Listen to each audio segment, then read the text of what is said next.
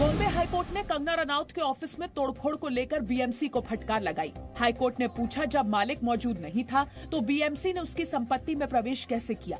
Actor Kangana Ranaut ने मुंबई पहुंचकर BMC पर हमला बोला। कंगना ने कहा कि आज मेरा ऑफिस तोड़ा है और अब मेरे घर को तोड़ने की धमकी दे रहे हैं। उद्धव ठाकरे, तुझे क्या लगता है कि तूने फिल्म माफिया के साथ मिलके मेरा घर तोड़ के मुझसे बहुत बड़ा बदला लिया है? आज मेरा घर टूटा है, कल तेरा घमंड टूटेगा। ये वक्त का पहिया है, याद रखना, हमेशा एक जैसा नहीं रहता। कंगना के मुंबई पहुंचने पर उनके समर्थक और विरोधी आमने सामने आ गए। उन्हें वीआईपी गेट की बजाय दूसरे गेट से बाहर निकाला गया। मुंबई में जेसीबी मशीन और हथौड़ा लेकर पहुंचे बीएमसी के अधिकारियों ने कंगना के ऑफिस में तोड़फोड़ की। इससे पहले बीएमसी ने एक नोटिस चिपकाया और अवैध निर्माण रोकने की बात कही थी। तोड़फोड़ को लेकर कंगना ने महाराष्ट्र सरकार की तुलना बाबर से की। कंगना ने ट्वीट कर कहा कि बाबर तोड़ेगा लेकिन राम मंदिर फिर बनेगा। बीएमसी के नोटिस पर कंगना रनौत के वकील ने भी जवाब दिया है। कंगना के वकील ने कहा है कि बीएमसी ने कानूनी प्रक्रिया का पालन नहीं किया है। ये बदले की भावना है कि क्या है, इस बारे में तो पब्लिक और मीडिया खुद जानती है। मैं क्या बोलूंगा कि किस वजह से किया गया है। पूरी मिलिट्री, इतनी बड़ी मिलिट्री के जैसे फौज ले आए इन लोग तोड़ने के लिए किसी का घर, वो भी किसी की गैर हाजिरी में। कंगना रनौत के दफ्तर में तोड़फोड़ को लेकर एनसीपी अध्यक्ष शरद पवार नाराज हैं। इसी मुद्दे को लेकर शरद पवार मुख्यमंत्री निवास पर मुख्यमंत्री उद्धव ठाकरे से बात करने पहुंचे। पवार ने कंगना के दफ्तर पर बीएमसी की कार्रवाई को गैर जरूरी बताया। कदाचित त्यांना सुचवलं असेल की याच्यात अग्रकुलच्या केंद्रामध्ये गृह मंत्रालयामध्ये केलं असेल, त्याला पटलं असेल म्हणून त्यांनी या संबंधीची भूमिका घेतलेली दिसते। पूर्व मुख्यमंत्री देवेंद्र फडणवीस ने कार्रवाई को कायरतापूर्ण बताया। किसी ने आपके खिलाफ बात कही, इसलिए जब आप कार्रवाई करते हो तो ये कायरता है, बदले की भावना है और महाराष्ट्र में इस प्रकार की भावना का कोई सम्मान नहीं हो सकता। कांग्रेस नेता संजय निरुपम ने भी आरोप लगाया कि बीएमसी ने बदले की भावना से कंगना का दफ्तर तोड़ा है। आज कंगना रनौत का जो कार्यालय था उसके ऊपर जो तोड़फोड़ की कार्रवाई हुई, उसकी आवश्यकता नहीं थी। साफ दिख रहा है कि यह बदले की भावना से उत्पन्न। सुशांत सिंह राजपूत केस से जुड़े हुए ड्रग मामले में आरोपी रिया चक्रवर्ती को आज मुंबई की भायखला जेल में शिफ्ट कर दिया गया। रिया चक्रवर्ती 22 सितंबर तक न्यायिक हिरासत में रहेगी। रिया चक्रवर्ती की जमानत याचिका पर सेशंस कोर्ट में कल सुनवाई होगी। नारकोटिक्स कंट्रोल ब्यूरो यानी एनसीबी ने रिया को 3 दिन की पूछताछ के बाद गिरफ्तार किया था। रिया पर ड्रग्स लेने, सुशांत को ड्रग्स देने सहित कई गंभीर आरोप हैं। वहीं ड्रग्स पैडलर अनुज केशवानी को कोर्ट के सामने पेश किया गया और उसे 14 सितंबर तक एनसीबी कस्टडी में भेज दिया गया। वहीं जैद बिलात्रा, अब्दुल बासित परिहार, सैमुअल मिरांडा, दीपेश सावंत और शौविक चक्रवर्ती को 23 सितंबर तक न्यायिक हिरासत में भेजा गया है। सभी की जमानत की मांग पर सुनवाई को कल तक के लिए टाल दिया गया है। भारत और चीन के बीच आज ब्रिगेड कमांडर स्तर की बातचीत हुई।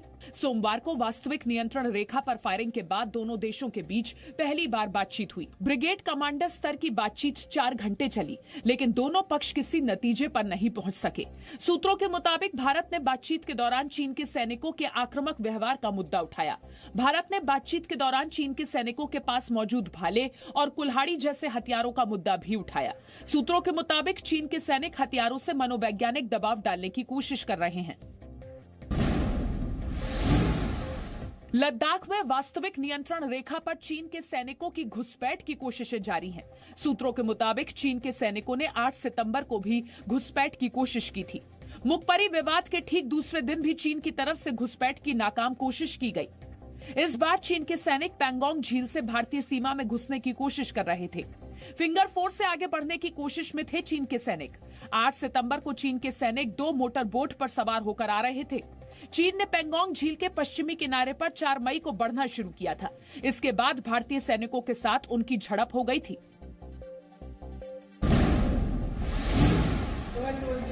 जम्मू कश्मीर के अनंतनाग में सीआरपीएफ के जवानों पर आतंकियों ने ग्रेनेड हमला किया है।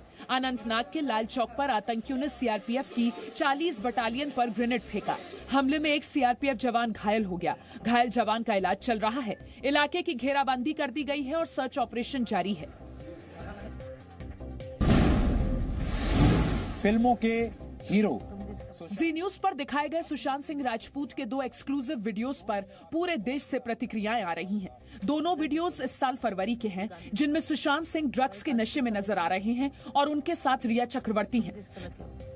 वीडियो देखने के बाद मुझे ये लग रहा है कि वो सुशांत को बचा नहीं सक रही थी वो, क्योंकि वो दवाई देके और ड्रग्स देके उसको मार रही थी वो। आदमी वीडियो तभी बनाता है जब किसी को ब्लैकमेल करना होता है। उनको सुधारने की जगह में आप उनका वीडियो निकाल रहे हो and then you are publishing it, ये एक धोखा ही है कहीं ना कहीं। सुशांत केस में जी न्यूज के इस विस्फोटक वीडियो से बॉलीवुड का ड्रग्स गैंग सवालों में आ गया है। फिल्म इंडस्ट्री में ड्रग्स रैकेट की जांच के लिए अब SIT की मांग उठ रही है। राजनीति में बड़े पदों पर लगे लोग, कुछ पुलिस विभाग के अधिकारी कर्मचारी, कुछ ड्रग माफिया और ऊंचे पैमाने पर फिल्मी दुनिया के लोग इस कारोबार में सेवन में भी लगे हैं और व्यापार में भी लगे हैं, जिसकी जांच होनी चाहिए। सूत्रों के मुताबिक रिया और उनके भाई शोभिक चक्रवर्ती से पूछताछ में NCB ने बॉलीवुड के 25 कलाकारों की लिस्ट तैयार की है। NCB जल्द ही इन कलाकारों को पूछताछ के लिए समन भेज सकती है। फ्रांस से भारत आए 5 रफाल विमान कल भारतीय वायुसेना की 17 गोल्डन एरो स्क्वाड्रन में शामिल हो जाएंगे। अंबाला एयरफोर्स स्टेशन पर इस खास समारोह में रक्षा मंत्री राजनाथ सिंह 5 रफाल को वायुसेना में शामिल कराएंगे। इस मौके पर फ्रांस की रक्षा मंत्री फ्लोरेंस पार्ले भी मौजूद रहेंगी। फ्रांसीसी रक्षा मंत्री के साथ एक डेलीगेशन भी समारोह के लिए आया है। Chief of defence staff general Bipin Rawat और वायुसेना प्रमुख air chief marshal RKS Bhadauria भी कार्यक्रम में रहेंगे।